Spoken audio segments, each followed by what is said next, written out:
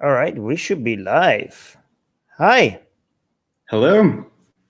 we're here speaking to Josh. Josh is one of our top tier patrons, and as a top tier patron, we have discussions here sometimes about anything that you guys want. So, by the way, link to our Patreon is in the description. We're doing this live on my personal channel, which is the Armin Navabi YouTube channel, but then later we're going to post it on the Atheist Republic YouTube channel. So, Josh, you mentioned that you wanted to talk about the Bible and the Koran Yeah. being evil books, and then you also wanted to talk about some ideas about Christian blasphemy art, and then what else did you say? Right. I'm going to bring up the email. Yeah, I brought up. I have a list. Yeah, Let's I was see. like that's a very interesting list. I have an Yeah. idea for. Do you know about what our idea is when it comes to like Christian blasphemous art? Did you hear what we had? No, I know actually, next week is Aisha and Fatima, right? Fatima. Yes. I'm looking forward to that. Yes. But what's your suggestion for Christian blasphemous art? I think I heard you guys talking about like a transgender Jesus, and Yes. I quite like that idea. I think Yeah. we haven't gotten there yet in the art department, so let's try it out.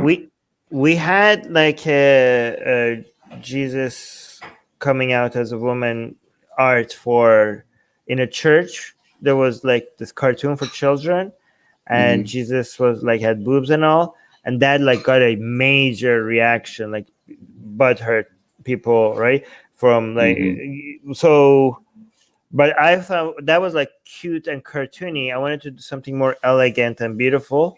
I wanted to do something that actually is symbolic of Jesus's rebirth, because like think about,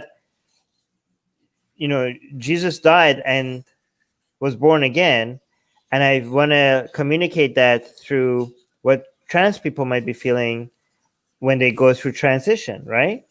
I was That's thinking brilliant. is as if like they're putting like their old self is dying and they're being reborn into this new identity. And I was thinking of like having Jesus in the cave coming out as a woman, but he's not. It's not just him being a woman now, or she being a woman now.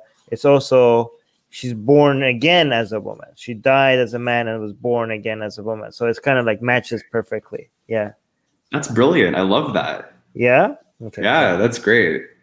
Yeah. So. Yeah, you really thought that one through. Yeah. Yeah. But if you have any other suggestions for Christian blasphemous art, let me know. Sure. Yeah. Definitely. Yeah. And I think at one point we'll have to get a lot of the gods together, just for, I don't know, maybe like a threesome or a foursome, maybe an orgy, I don't know. At some point we can like maybe build up to that. Maybe like 1 year down the road, we'll have like a scene with everybody in it. That would be fun. That would be cool. With all the characters. Yeah. That's a good idea, actually. I didn't think about that. Yeah. So what did you want to talk about when it comes to the Quran and the Bible? Like what did they have some anything specific in mind? Yeah. Sure, yeah. So I guess as an atheist, I see like the Bible and Quran having like I think evil stuff in it. Like I would say like the promotion of slavery, like gay people being stoned in the Old Testament, and then even in the New Testament, condemning people to hell forever, for not being Christian, and so I know that there's evil stuff in those books, but I think, would you agree with the phrase that the Bible and the Quran are evil books, or would you think that they just have evil content? Because they also have some good stuff in it too, admittedly. So I guess when you hear the phrase "the Bible and the Quran are evil books," what are your thoughts to that question? I think that if any, is there any book that doesn't have? I mean, it would seem like a miracle for you to be able to write a book that long that doesn't have anything positive in it. So if anything, if those books are not evil books, then what are evil books? Do you know what I mean? Also, I think that the so-called good parts of the Bible and the Quran makes them more problematic, not less problematic. You know what I mean? So I don't really know what. Yeah, I mean, if by evil book you mean books that cause a lot of damage and misery, Right. I don't think there's no other books that could compete with the Bible and the Quran. So if any book deserves the title of evil books, it would be these books. I mean, what other books can you think of that are responsible for this many human misery, than these ones? But I mean, I guess Marxist books maybe, but over, I don't know. I guess I think overall, because they have been around much longer period of time, so they have caused a lot more suffering than other books. So the good parts of the Bible, though, or the good parts of the Quran, I think if they weren't there, these books would not be this harmful. Like, imagine if there was a book that had nothing that you could like point to and have like a warm, fuzzy, kumbaya, feel good message in there. Do you think a book without anything like that would survive as something popular? Right. It wouldn't. It would just be like nobody would even. It wouldn't even turn into a major world religion, right? So it would, if it was purely evil, it would be less harmful. So part of the evilness of the Bible and the Quran is the fact that it has those so-called good parts in it, because it ended up being more destructive because of those parts. So what do you think? Sure. No, yeah, I totally agree with that. There are other books, which I don't want to mention one book because I know you guys are concerned about demonetization, but the old German one. MK written by Adolf. Right. Exactly. The MK, but yeah. Yeah, that one, that's, we don't consider that. We consider that purely evil for obvious reasons and for the harm that it caused. And you're right. The Quran, the Bible, because of the good parts that are, the so-called ones that are in it, they've stayed around longer because of that. And so the harmful ideas are, they can continue to be used. So I totally agree with that. Right. And the so-called good ideas too, I think a lot of religious people think that it's unique to those books, right? And it's certainly not unique to those books. Yeah, exactly. In fact, not only it's not unique to it, it was discussed a lot more with a lot more nuance and, in a much more sophisticated way, thousands of years before these books were written by the Greeks, right? Right, exactly. Like ethics and morality were discussed in much more advanced ways by people that came before them, right?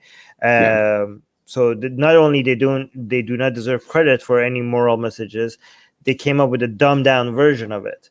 And also, like, an example that I use, like when you mentioned Adolf, again, we don't mention his last name because YouTube. But I say, imagine if everything about the history of World War II and what Adolf did and what Germany did was the same, but in an alternative universe, you had the added history of adults going into the poorest part of Berlin and took these godlike Aryan children and fed them food and like gave them hugged them, and like we had, like, imagine you had a lot of videos and pictures of that, right? We don't have that, thankfully, but if we had that as PR, this would, like, even with all the crimes that he committed, with the Hala, and all the other people that died around the war, and all of that being there, a lot of people would use this as a way to show, like, look, they're trying to make it make it seem like this guy was evil, but how could somebody like this be evil? Look how he's treating poor people. Look how much he cares, right? As if one of the great things about that guy is that he was so, like, there's really not that much to go with PR. Like, If you look at his defenders, they keep talking about, well, he saved Germany's economy, even though that's very short term, and then everything crashed because of the war. They're like, oh, he loved animals, he was vegetarian. Like, they have really the grasping at there's really not much there to work with, right? The guy, that's why this ideology didn't last even half a generation before its collapse. It wasn't a powerful meme. It would have been a more powerful meme, even a more destructive meme, if we had just one additional him being nice to poor people or something like that would have made this meme a lot more stronger and a lot more destructive meme. So it's good that we don't have those things, so that they don't have the PR benefit of going out and spreading these toxic ideas. But unfortunately, Islam and Christianity have those, and that's why they became so popular and spread. Right? Yeah, I totally agree. Yeah. By the way, I have the Quran. I have a talking about the Quran. All right. Bible. Look at this. This is my rainbow Quran. As the rainbow one, I saw that. Yes. Yeah. I love that. That's beautiful. Yeah. Yeah. Oh, by the way, as much as I hate the Bible and the Quran as guides to life, I love them both as mythology. Right. And history. I think I hate them as they're evil when it comes to people taking them seriously and real and guides to life. But if you don't believe in them, then they're wonderful. Yes. They're interesting. They're very interesting. They are. To study. Yeah. Kind of like how we appreciate Greek mythology, or Norse mythology or whatever, those have interesting stories, and so do the Bible and the Quran. I totally agree. Like if somebody is very fascinated with the Mayan religion and Mayan culture and Mayan history, we don't go to them like, how could you? They had human sacrifice. Are you endorsing human sacrifice? Like, no, of course not, right? Just because you're interested in the history of the Mayan religion, that doesn't mean that you're endorsing the practice of human sacrifice, right? So I wish, if again, I keep telling Muslims and Christians, you have no idea how much fun your religion is if you just stop believing in it. There's so much mystery and puzzles, and especially with Islam right now, it's a lot more fun because of this all of the death threats and all of the intimidations when it comes to scholars. Objectively looking at the history of Islam, there's a lot there that hasn't been unearthed and analytically and academically look like. So there's so many puzzles that is yet to be solved for us. So there's the mystery of it intrigues me. You know what I mean? Not that many scholars have went after the Quran and the Hadith the way at the level that they have went after the Old Testament and the New Testament. So there's so much room for discovery. I don't know if you saw this on video. They asked Bart Ehrman. You know Bart Ehrman? Yes. Yeah. Okay. Definitely. They asked him if he is ever going to study the Quran the way he he analyzed the New Testament. And do you know what his answer was? No, I don't. He's like, yeah, maybe once I'm tired of living. Yeah. So never. Yeah. Oh, that's great. But yeah, that's funny. Yeah. I this is why I'm reading this book now. I didn't know if it's okay to endorse this book, because the person that wrote this book, he has a lot of questionable views, but his scholarly summary of the scholarly work around these topics are so good, and I like his writing, even though he's he's a bit the paranoia when it comes to creeping Sharia. You know who I'm talking about? This guy, Robert Spencer. Oh God. Okay. Yeah. Yes. But he himself is kind of fear mongering a bit too much, and accuses people of doing taqiyya left and right. So I can't endorse everything he says, but I like his books, and I really like this book, by the way. So interesting. Yeah, I didn't know he wrote stuff like that. That's fascinating. Yeah. Yeah, not to be confused with Richard. That's a different Oh, person. right. Oh, that was different. Okay. Oh, you're right. Yes. You're right. Yeah. No, Okay. Okay. Well, thank you. Thank you. No, this is Okay. Robert, not Robert Richard. Spencer. Well, let me look him up Yeah. then. Okay. Yeah. No, Is he a scholar? No, yeah, he's a scholar and he writes good books, even though on Okay. Twitter and social media. You know Ali Rizvi? Yes. Oh, of course. Okay, Yeah. so Robert Secular Spencer thinks. Jihadist podcast. Yes, so Robert Spencer thinks Ali Rizvi is a secret jihad. Okay. There's the Taqiyya. Okay, like so he's like he's Him of a all people. little bit he's a little bit over the top. So again, but I Gotcha. can enjoy his books even though I don't endorse some of the things that he says. Interesting. Yeah. Okay, I know who you're talking about now. I got his wiki profile pulled up. Okay, I see. Yeah. Yes. Gotcha. Yeah. Gotcha. I think yeah, but go ahead. You wanted to ask? Sure. No, speaking of books, I wanted to mention your book in the background. I actually have a funny story about that. So one of my questions relates to like, I went to a Christian university and I graduated from one. And anyways, I took a worldviews class during my senior year. And my Christian professor actually brought up your book during class. And he recommended it for us to read. He didn't require it, but he recommended it if we wanted a good atheist perspective. So, wait, your Christian professor in what class? This was a philosophical worldviews class. Yeah. Oh my God, I freaking love that. Yeah, this was back in 2015. So, yep. And I know that was, and that helped me actually kind of change my view. So I'm so glad that you wrote that. That boosts my ego in such a. it's unhealthy for my ego to be boosted this much. For my book to be recommended by a Christian professor in a philosophy class. Jesus Christ. Okay, great. Yeah. Wow. Just thought you should know. You just made my day. Yeah. That's great. You made it all the way to my Christian university. So are you ex-Christian? I am ex-Christian. Yes, I am. I guess I can give a brief background of my deconversion. I grew up in a Christian family. I went to Christian schools basically all my life, and then I went to a Christian college. It was kind of during my junior year of college, I started questioning things. More of like the utility of religion was kind of the first thing that I questioned, because it seemed like I was praying to God quite a bit. I was really lost in this time in my life. Like I was kind of picked like a very generic degree. I didn't really know what I wanted to do with my life. So I prayed to God a lot to help me to help me find like a specific direction in life. And after praying quite a bit and not hearing anything back, I came to the conclusion that either he doesn't care or he's just not there.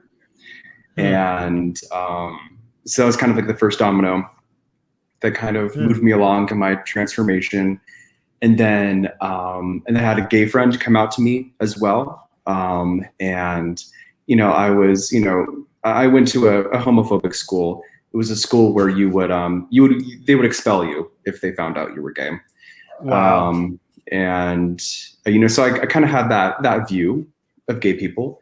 And my friend really changed my mind, because it's hard to hate someone who has a face, who's not a caricature. So he did a lot for me to change my mind on that. So that and a couple other things. And after I listened to a lot of YouTubers, atheists on YouTube, and they convinced me during my senior year. Was religion a big part of your life? It was huge. Yeah. Weekly church services. And I went to Christian schools, which meant in college, for instance, we had to go to chapel basically twice a week in order to graduate. And we also had a minor in biblical studies when we graduated. So we took a lot of, Bible courses. And So, it was pretty ingrained in my life. I feel like a lot of people who are never religious don't understand what a big change it is to people like us that religion was a big part of their life. Like, I don't know if captures it, but I imagine, like, I try to tell them, imagine like the sky falling, because imagine if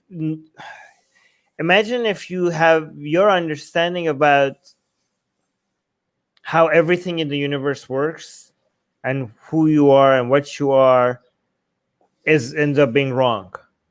Like, imagine if you wake up and you realize that, I don't know, like, we're brains in a vat and this is nothing that we experience is real, or like something Right.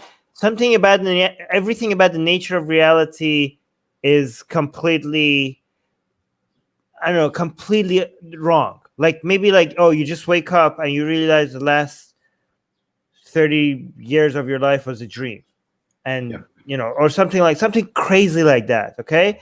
I mean, imagine something that's revolutionary about, like, mind-blowing about how you perceive what is real and what's not real.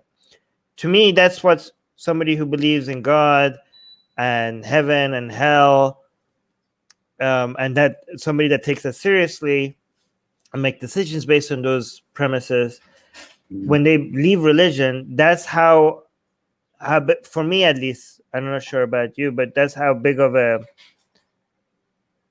earth-shattering moment it is for us. Like, it's basically, and I don't know, is that, would you describe it like that? You described it perfectly. Yeah, it's like the floor just being taken, away beneath you. Right. Your whole purpose in life is taken away. I think that was the thing for me that kind of got me, like, what am I supposed to do now? And that's the first thought that I had. But I found my way, and there's the big lie is that the only purpose you can find in life is through those religions, right? There's many reasons to live, so it's but yeah, I think the mistake a lot of people make is that when they realize that they were wrong about something so significant, and now they think like, okay, now I got it, then they come to the conclusion that now they got it, right? And now they're on the right. Now they're right.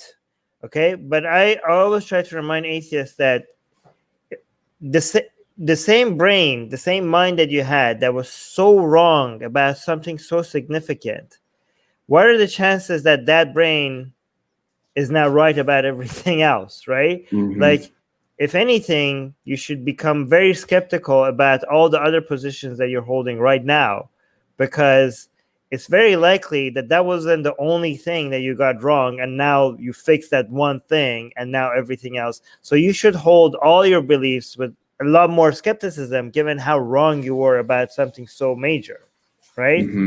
Yes. So just because you just have to know that you are extremely, like, almost definitely holding wrong beliefs as we speak, right? All of us right now. Right. So just be mindful on that. Like, that I have beliefs right now that are ridiculously wrong, and you right now have beliefs that are ridiculously wrong, and we would be embarrassed to know, and that's okay. But just know that, and just go through your life knowing that you have beliefs that are probably extremely wrong. And I think that level of skepticism is really healthy.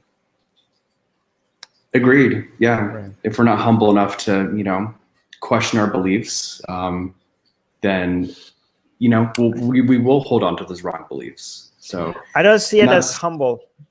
No. What do you see it as? I actually see it as, like, I think this is another thing that we need to do to show it as a position of strength rather than weakness. They're like, look at me being all skeptical and all. Like, look at me being so honest. Oh my God, I'm being so honest with myself. This is so goddamn impressive. Like, bragging about knowing that.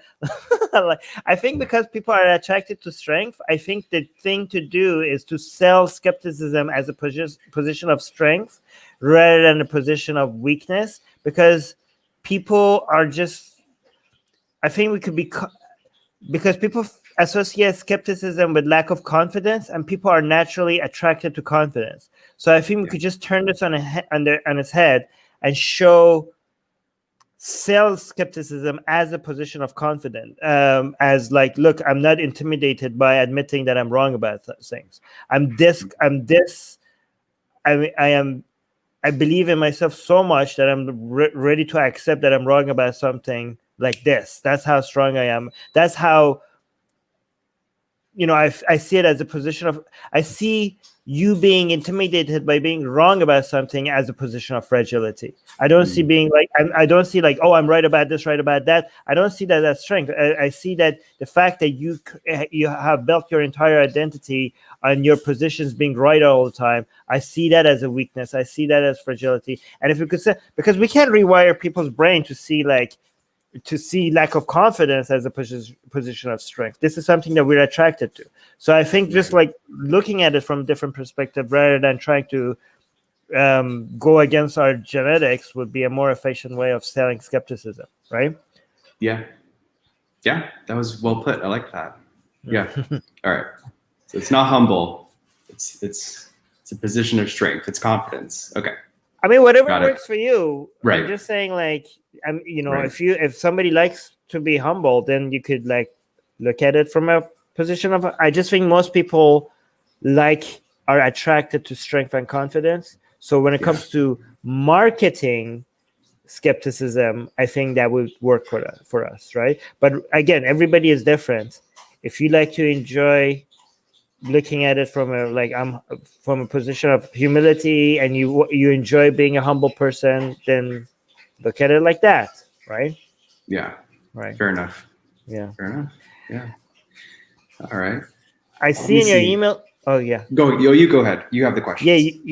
You ask what is the weirdest story in the Bible? Okay, I'll ask you, what is the weirdest story in the Bible? Okay, yeah. Let me see. I have a couple. There's this one. I cannot remember the exact name of the prophet, but I think the Old Testament has quite a few strange ones. I remember this one. Let me see. Okay. Yes. Okay. Here we go. So this is. It looks like it's Judges 3, and it's about an Israelite hero named Ehud, spelled Ehud. And so this was during a time where the Israelites were oppressed. And so this guy freed the Israelites from captivity or oppression. And what he did was apparently there was this I think they actually describe it in the Bible as like the oppressive king who ruled over them was apparently a bit overweight. And so what this guy did was he carried a knife in, I think, to the king, like he's going to see the king. Now apparently Ehud was left-handed, so apparently the soldiers never thought to look on his left side for a knife. And so he got away with, taking the knife in. And what happened was, he got in and then he stabbed the king. And I'm going to pull this up so I get it correct. Cause it gets weird. Let me see. Okay. So Ehud, so here, this is, Judges 3, it looks like. Judges 3, verses 21. It says, Ehud reached with his left hand, drew the sword from his right thigh, and plunged it into the king's belly. Even the handle sank in after the blade, and his bowels discharged. Ehud did not pull the sword out, and the fat closed in over the sword. And then Ehud went out the porch, shut the doors of the room behind him, and locked it, and then he left. So I thought it was a very descriptive murder, about this, overweight king and how the sword got lost. I don't know. It just was weird to me. It's oddly specific. It's very specific, isn't it? Yeah. Yeah, makes you wonder what's the because this is all supposed to have a purpose and a message. Makes you wonder, why would that be? Like, what would be the intentions of including those details there? Yeah. It's fat shaming. That's what it is. Yeah, exactly. Exactly. But no, we kidding. Yeah. What's the most ridiculous New Testament? Ooh, that's a harder one. Off the top of my head, let's see. I think there is this story about how a man was listening to Jesus one time preach, and apparently the man fell asleep and fell off a roof, I think, and died while Jesus was preaching. And if I remember correctly, I think Jesus went over and like healed the guy, and then he walked away. And let me look that up, because I'm almost certain that's a story. Okay, what about the cursing of the tree? That too. Yes. It's like Jesus. Yeah. You go. No, you go. That was I think it was a fig tree specifically that he walked by, and I think he was, telling some parable or something to his disciples, and he cursed the tree to not bear fruit. I think either for a period of time or for the rest of the tree's life. And I think the moral of the story was, this is what like an unfruitful person is like. A sinful person is like this tree. It doesn't produce any fruit. But it doesn't say that in the Bible. It doesn't say that in the Bible. In the Bible, it doesn't. Jesus. No, no. I mean, it says like this. Does it say that this is about a person? Like, is that's the added meaning that people added to it? I think it's the meaning that people added to it. Yeah. Yeah, because it's such a ridiculous story that you have to add some meaning to it, or else it's just going to be pure ridiculous. The story by itself is Jesus walks up to a tree, and he wanted to eat some fruit, and the fruit doesn't have it was not the season for that fruit, so Jesus gets upset and he curses the tree. Like, imagine, like, totally normal behavior. Right. The tree doesn't have fruit, so you curse the tree. Like, that is like, okay. Eesh, like, this guy, like, calm the hell down. Like it's not the right season, Jesus. Like, I mean, it seemed pretty insane when I read it. One part of the story of the New Testament that I don't know if this is accurate interpretation or not, but some people suggest that, and most people misunderstand the Good Samaritan story, right? Because when Jesus was telling that parable, like, it's actually a racist story. Like, the so-called good parts of the Bible, this is actually not a good part of the Bible. It's a bad part of the Bible. Because the Good Samaritan story is that, like, there was somebody that needed help and people passed by him and didn't help him, and this Samaritan guy comes and helps him, right? Yeah. And the moral of the story is that even a Samaritan could be a good person, because because people were looking down, because people at that time looked down upon Samaritans, like people were racist against Samaritans, right?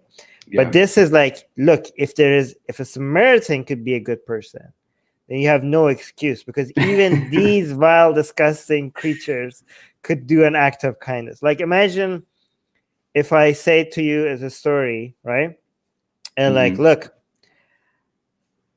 I lost my wallet, and this guy comes to me, and he's a black person, right? And he gives me the wallet. He finds it for me, and he gives it to me. And all the money is there. All the money is there. He didn't take any of it. Like, can you imagine? Like a black, right? Like a black person, he didn't take any. Like, imagine if I told you that story, right? You would be like, okay, Armin, I think you have some issues, right? Yes. So some people are saying that this whole Good Samaritan story is actually an anti-Samaritan racist story. That is like, if you actually read into it, I don't know. That's what a lot of people. Actually, there's a comedy sketch about this as well. Yeah. I don't know if I can find it here. Hold on. Sure. Okay, you look at that. You look up that Bible verse. I'll see if I could find this. Sure. Good Samaritan. Oh, here. Hold on. Let me share my screen with you. All right. Sure. This is funny. Do you want to see this? Yeah. Let's do it. Okay, it's only 2 minutes, so don't worry. Okay. Let me know if you have audio once I start playing. Okay. Sure. He walked by on the other side, leaving the man. I can hear it. Then who should wander by but a Samaritan of all people? And he actually helped the man. Hang on, Master. No, he did. He went over and actually. No, sorry. No. I mean, this is what I'm saying. That a Samaritan, all right, so have a good think about your attitudes. Jesus. Went and helped. Yeah, no, I see. No, stick with it. Because what I'm saying is that he was a good Samaritan. That's good Samaritan, if you can imagine such a thing. Yes, I can. I know there's a lot of prejudice against Samaritans, which is terrible. But I'm sure I speak for everyone in this room when I say that there are loads of really nice Samaritans. Yeah, some of my best friends are Samaritans. Yeah, me and the wife last year, and they were lovely people. Couldn't do enough for you. Yeah. So what I'm finding offensive, and I'm sure I'm not the only one, is your unreflecting acceptance of this cliche that all Samaritans are wankers. No. Yeah, but you're implying that the fact that he was good is worth a story in itself. It's some kind of weird curiosity, like an albino Nubian. No, I'm saying that goodness comes in unexpected places. Yeah, and I'm saying that the fact that you wouldn't expect goodness from a Samaritan betrays your inherent racism. Okay. All right, that's a big word. Let's just take a deep breath here. I didn't mean to thing I intended. I didn't realize there were any Samaritans in the room. No, that's not the point. Or Samaritan sympathizers, Sammy lovers. Oh.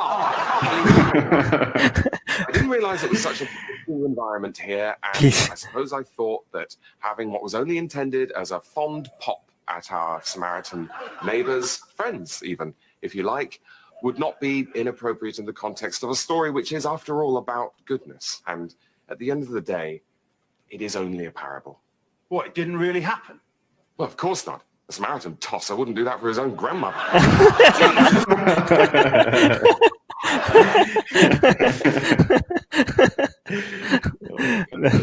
That was a great ending. Yeah. Oh my god. But seriously though, yeah, that's that's funny. Yeah.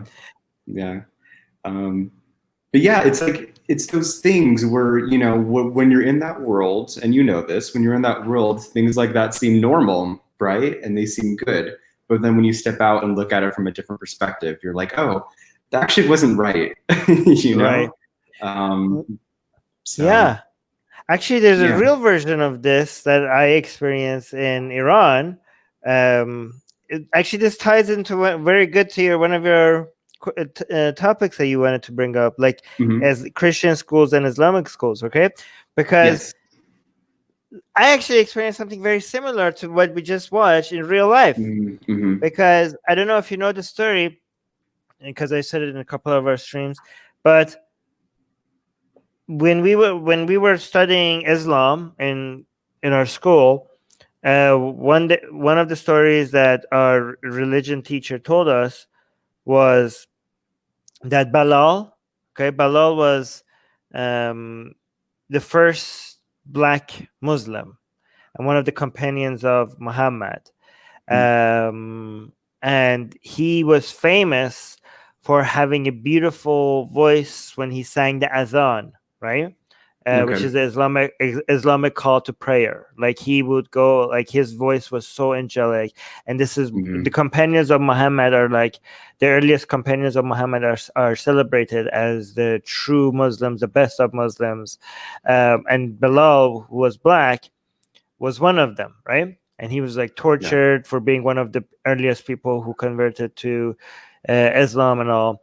And what we were told in class, that Bilal was so good and he had such a beautiful voice when he sang the azan, that when he died and went to heaven, as a reward in heaven, God turned his skin white, and Oh, and that's bad. and God turned his skin white, and he had like this shining white skin that light will just come out of it. And I remember listening to this, like we were like, as kids, we were like, wow, what a beautiful story, like that. Like we were all impressed, like oh my god, so heartwarming. Like nobody in our class at any point think like only years later thinking about this, like, wait a minute. All right, but at the time, no, there wasn't a single person that I could see that thought that this is like a bad story. We all felt like this was a beautiful, heartwarming story at that time, right? But now every time I tell people are like, right? So yeah. No, exactly. The stories like that. And I think of another one in the Old Testament where, all those animals are sacrificed to God.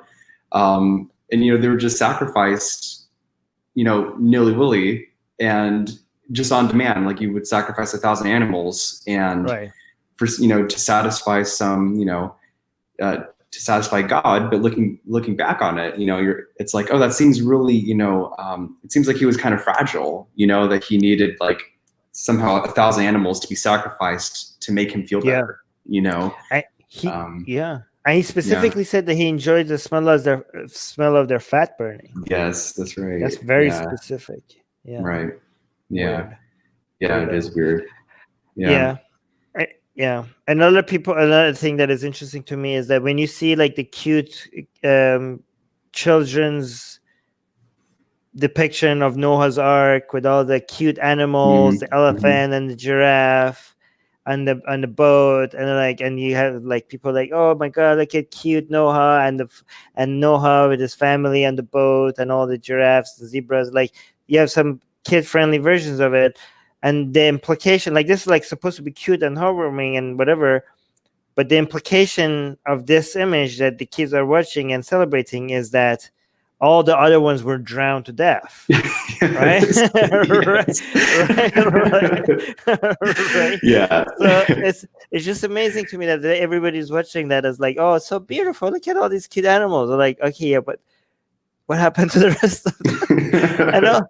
And then also like the idea of like all the human babies, every single human baby is drowned to death as well, right? Like that comes with that, like, but exactly. Just doesn't register when you're in that bubble. So yeah. So funny. I'm always going to think of that now when I see Noah's Ark pictures. Like, think of all the cute little animals that died, right? That drowned in water. Slowly. Not a pleasant way to go. We can talk about the school experience. I know I talked a little bit about mine, but like, what it was like, like how did you learn Islam in schools? Like, was it like a dedicated class or was it kind of woven throughout? So from in elementary school, part of every school's curriculum in Iran was one class dedicated to Islamic studies, which was called Dini. So you have math, you have science, you have literature, and you have Dini, which is basically studying Islam. But then once you get to high school, there's two other classes that get added. So you have Dini, which is studying Islam, and then you have Quran classes, and then you have Arabic classes. So basically 3 different classes dedicated to Islam somehow, right? Wow. I remember Arabic being the class that everyone hates because everybody understood. It's very interesting because we all understood that this is such a waste of our time because nobody could imagine what, like, at least with biology, math, science, we could understand that this is going to be helpful to us at some point, maybe if we're in a career someday, right? I don't know how there exactly, but probably, right? But everybody understood that we're wasting so much of our time learning a language that is never going to be useful to us.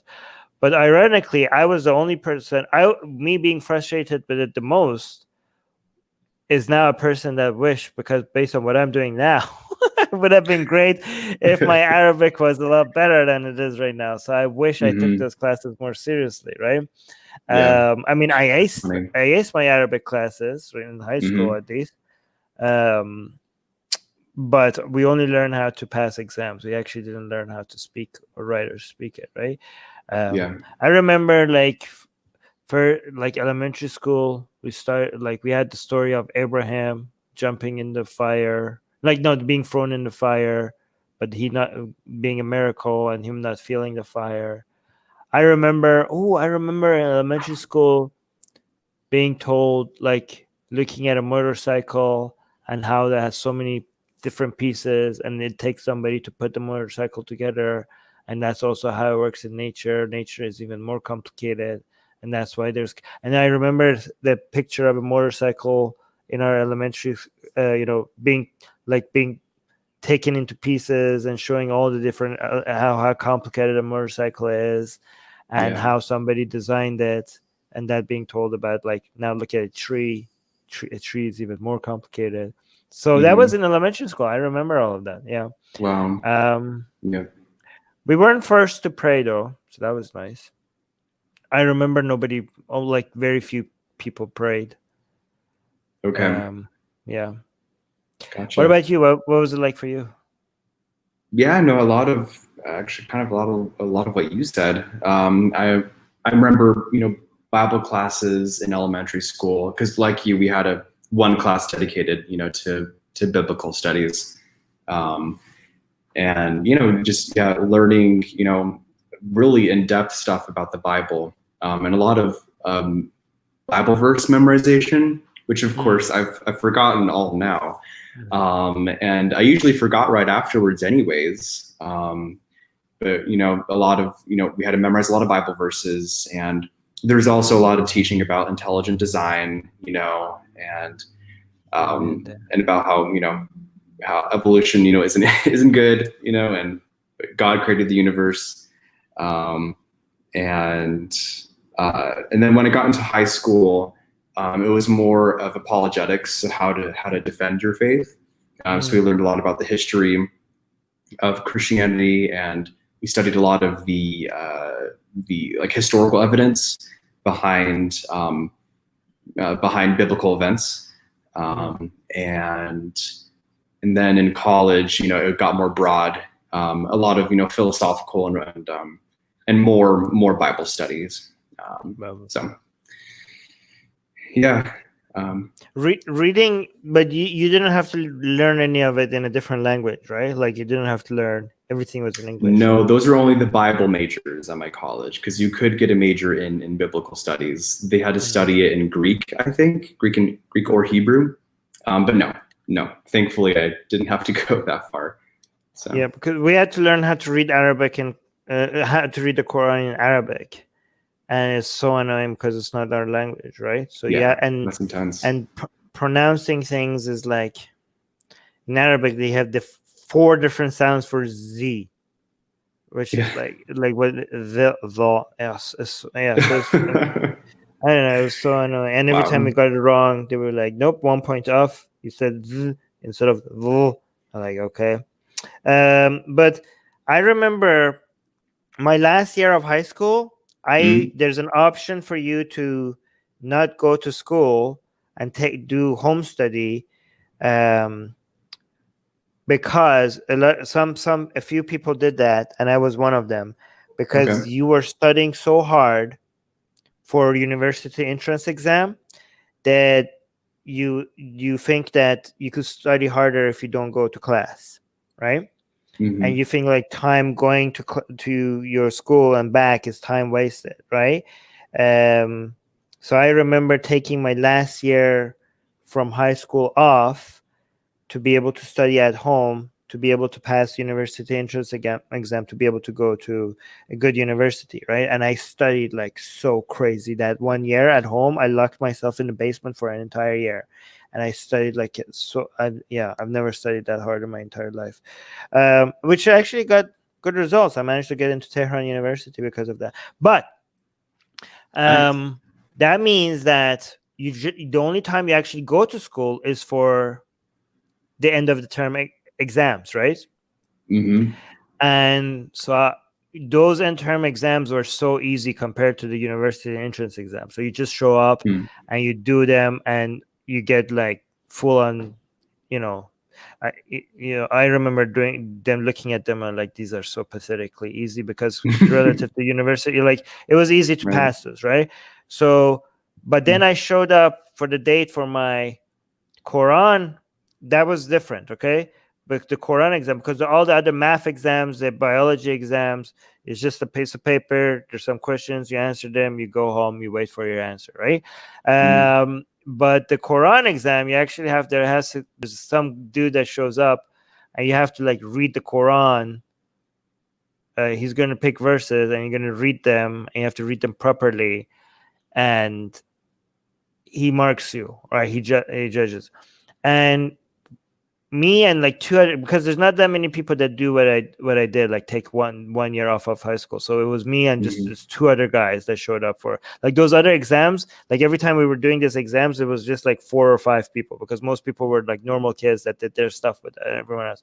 So with the Quran exam, we showed up, and it was me and this two other guys, and the person that wanted to test our Quran skills, I remember he being like kind of annoyed with the 3 of us, because he saw us as this posh upper class people that don't even bother come to school, that like you could see that our parents are dropping us off on this like high-end cars, that we are like we're treating like Islam and Quran as this just thing that you just like pass exam, like we don't care about the Quran. And he didn't like us, and that much. I could see that he doesn't like us. Our whole attitude about like, treating like not even coming to school and all, right? So he's like, when we were getting ready to pass this test, and he's like, "You guys are touching the Quran," and we're like, "Yeah." I'm like, "Do you even have wuzu on? Do you even know how to put wuzu on?" Like, okay, wuzu is like you're not supposed to touch the words of God unless you have the Islamic wash. Like there's a ritual that you do, which is like with water. Like you go like this. First you take the water and you go like this, and you go like this. There's a Sunni version, there's a Shia version. But if you don't have the wuzu on, then you're spiritually not pure enough to put your hands on the words of God. So if you don't have the wuzu on, so you have to be very careful to, like, if you're opening the Quran and you don't have the wuzu on, you have to make sure you only touch the edges, and make sure your hands don't actually touch the words of God, because you're not pure enough to touch the words of God, right? So he was like, you guys did the wuzu before you did this, right? And we're like, no, like it like go into the yard.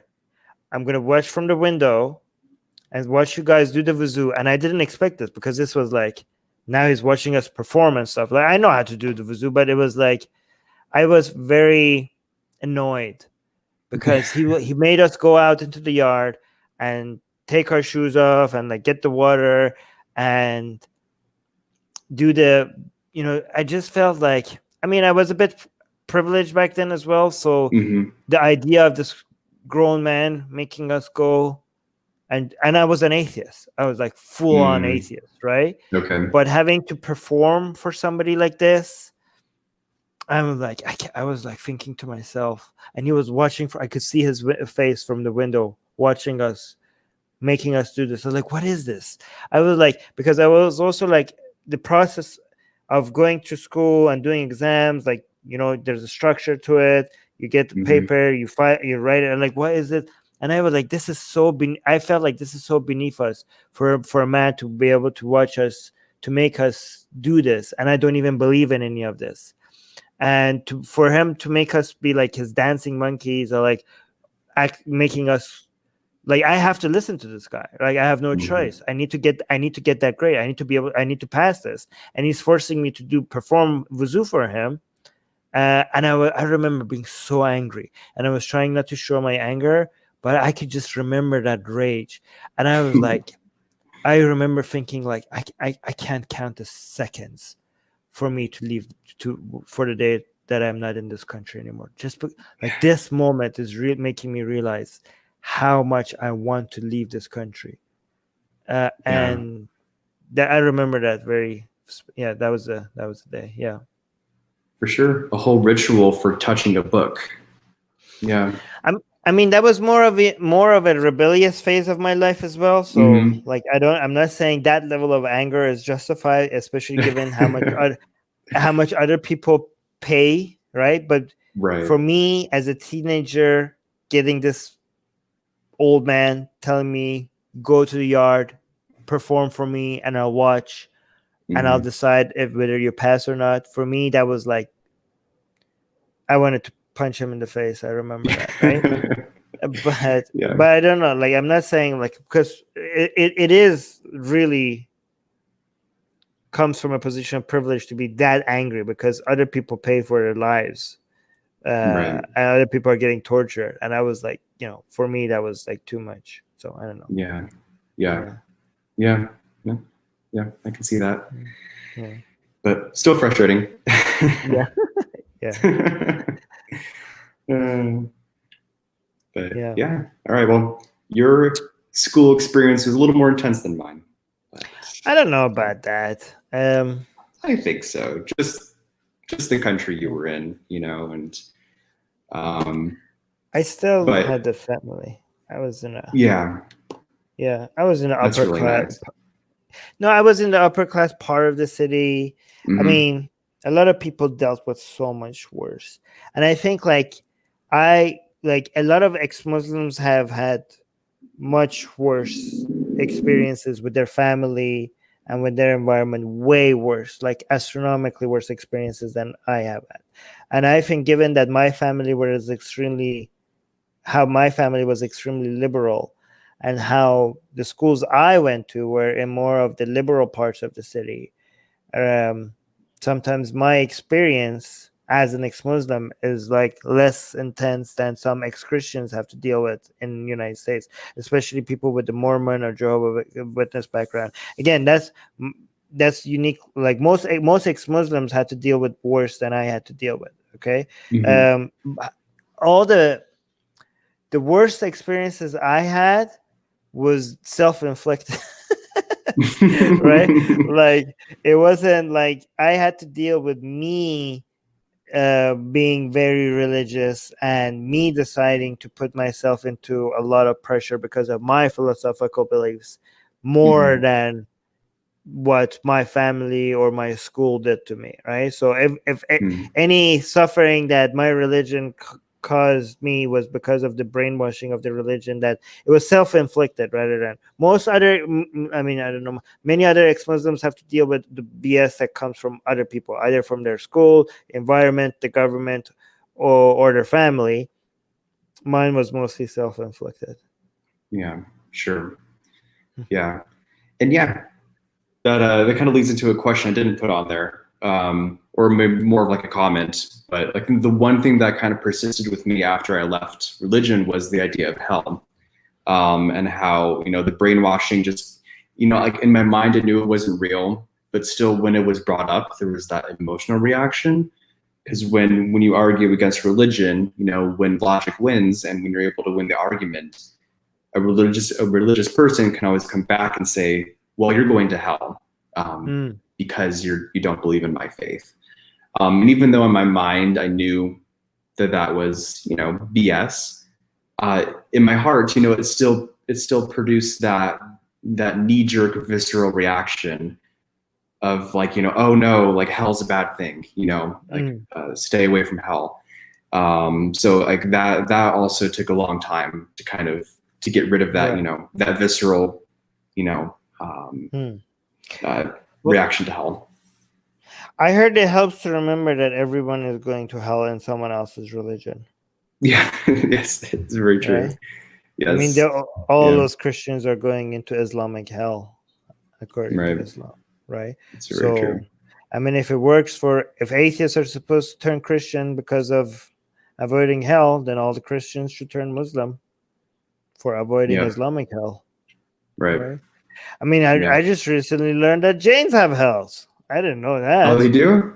Huh. Yeah, I didn't know that. That was a new thing I learned. It's pretty bad too. Yeah.